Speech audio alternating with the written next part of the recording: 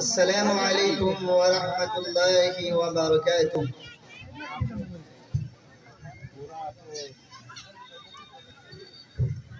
الحمد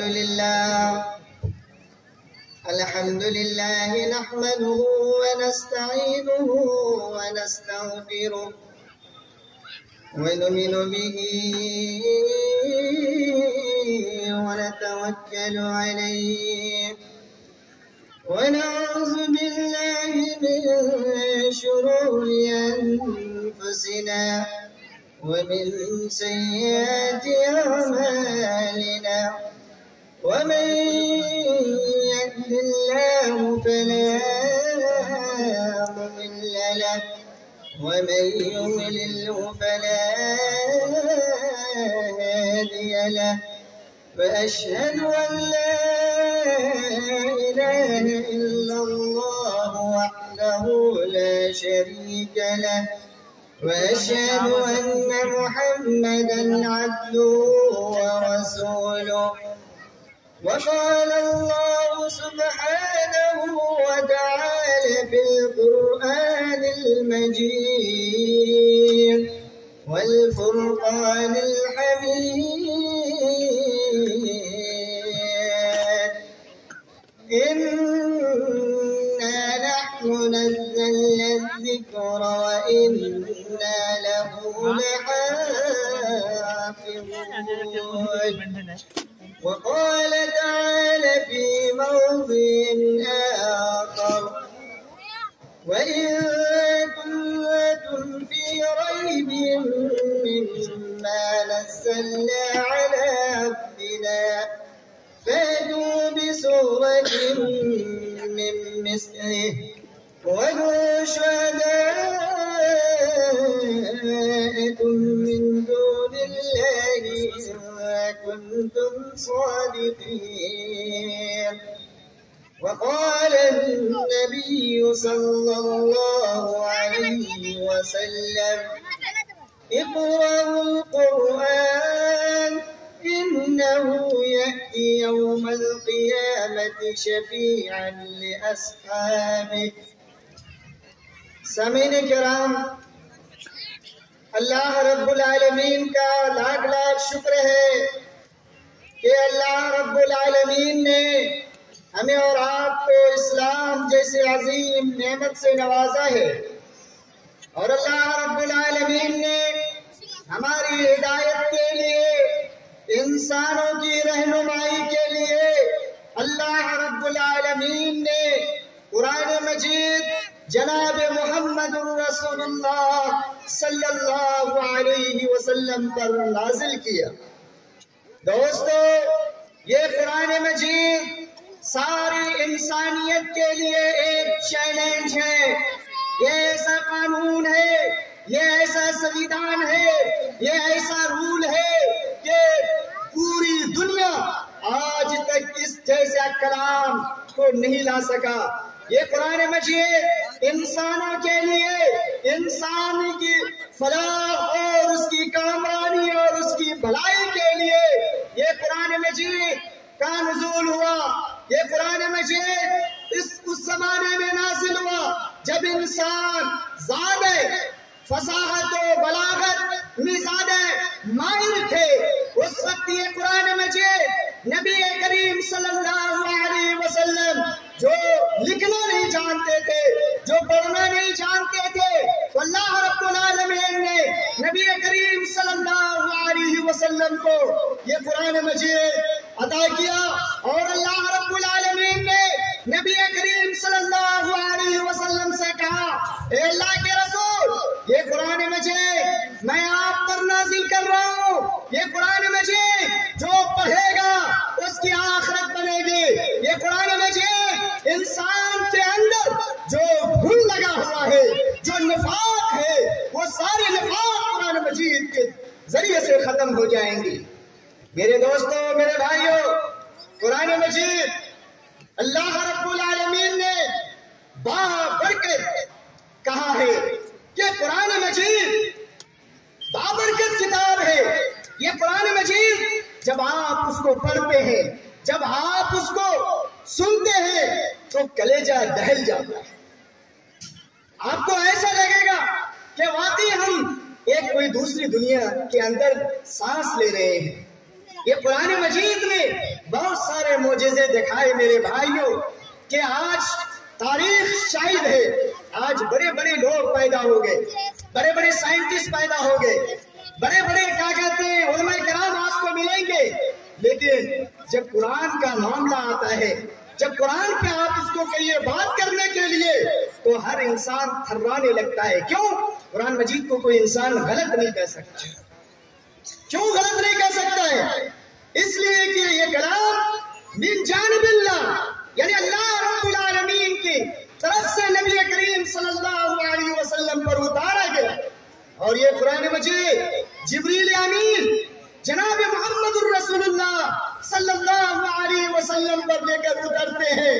اور اللہ کے رسول صلی اللہ علیہ وسلم پر جب قرآن مجید نازل ہوا تو اہل مکہ آپ کو شاعر کہنے لگے, مجنون کہنے لگے, دیوانہ کہنے لگے, پاگل کہنے لگے. یہ قرآن مجید جب آپ پر نازل ہوا تو اللہ کے رسول کو وحی کے ذریعے سے یہ بتایا گیا, اے محمد عربی صلی اللہ علیہ وسلم, یہ قرآن فسانہ نہیں ہے, یہ قرآن اساطیر الاولین, جو یہ لوگ کہتے ہیں کہ ارے ہمارے پرکھا یا آبا و اجداد کے یہ لکھے ہوئے کلام ہے, گڑے ہوئے کلام ہے.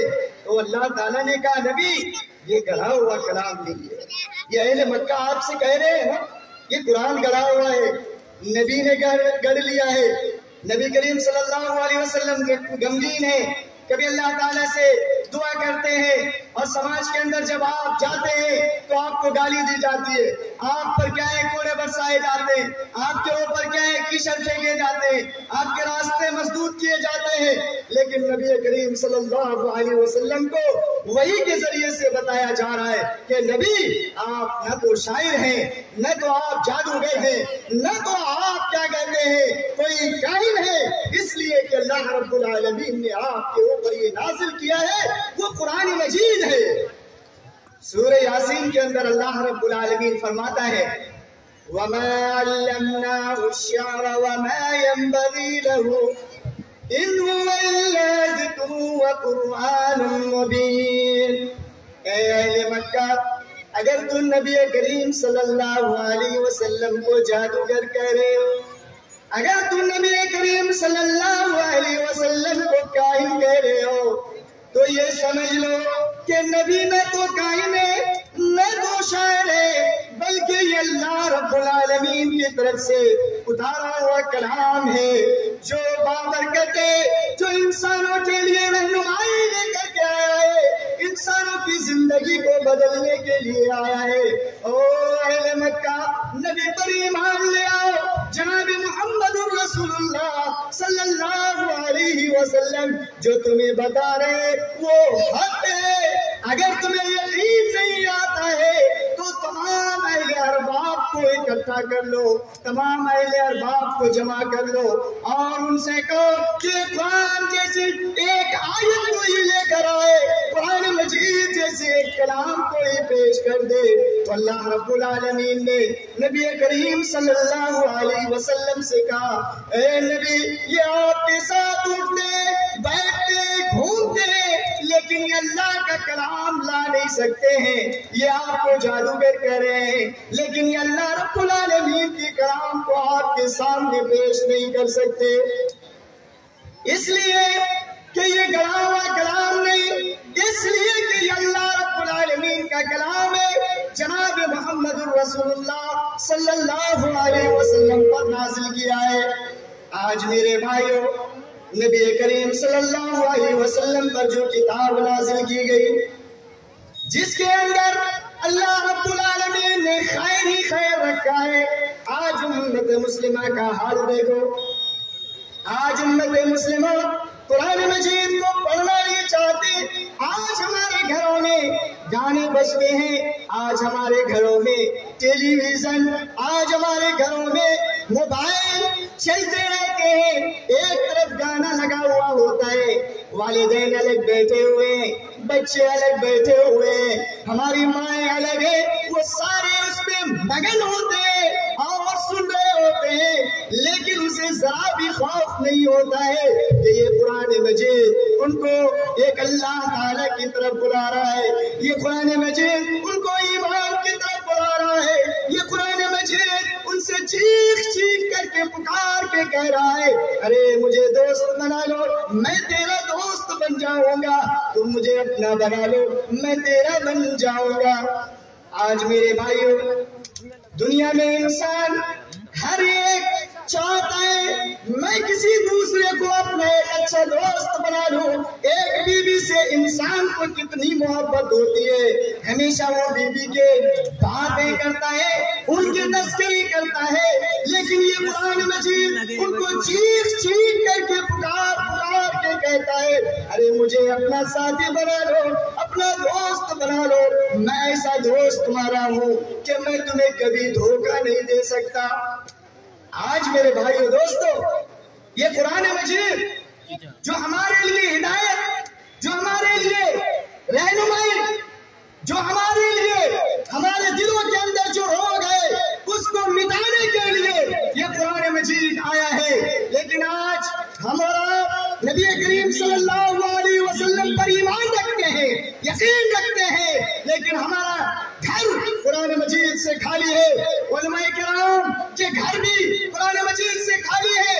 آج اسی طریقے سے امت مسلمہ قرآن مجید کو پڑھنا چاہتی نہیں ہے، اس پر غور و فکر نہیں کرنا چاہتے، اس پر سوچتی نہیں ہے۔ میرے بھائیوں، کیا یہ ممکن ہے کہ امت مسلمہ کامیاب ہو سکتی ہے؟ کیا یہ ممکن ہے کہ قرآن مجید کے اثرات ہمارے دلوں میں، ہمارے قلوب، ہمارے اذہان میں رچ جائیں، بس جائیں؟ کیا یہ ممکن ہے؟ کبھی نہیں ہو سکتا ہے، کیونکہ جب آپ قرآن کو پڑھیں گے، جب آپ سمجھیں گے تو یہ قرآن مجید آپ کی زندگی کو بدل دے گا، یہ قرآن مجید آپ کے حالات بدل دیں گے، یہ قرآن مجید آپ کے اندر انسانیت لائے گا۔ قرآن مجید کو جب پڑھیں گے آپ کے اندر سے نفاق ختم ہو جائے گا، آپ کے اندر اخوت آئے گی، آپ کے اندر بھائی چارگی آئے گی، آپ کے اندر صداقت آئے گی، آپ کے اندر حقانیت آئے گی۔ جب آپ قرآن کا مطالعہ نہیں کریں گے، قرآن مجید کے بارے میں نہیں سمجھیں گے تو یقین جانیے آپ حیوان کی طرح سے زندگی گزاریں گے،